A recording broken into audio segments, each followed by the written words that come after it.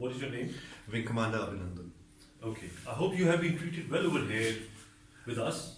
Yes, I have, and I would like to put this on record. And I will not change my statement if I go back to my country also. The officers of the Pakistani army have looked after me very well. They are thorough gentlemen, starting from the captain who rescued me from the mob and from his jawan, from his soldiers, and thereafter the officers into the unit which I was taken to.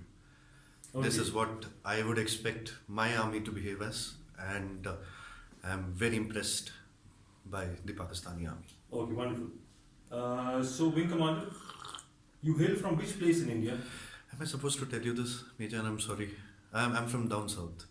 You're from down south. Yeah. Okay. And are you married? Yes, I am. You're married. Yes. Okay. I hope you like the tea. The tea is fantastic. Thank you. Okay. And now coming over to some specifics. Which aircraft you were flying? I'm sorry, Major. I'm not supposed to tell you this, but I'm sure you found the wreckage. And what was your mission?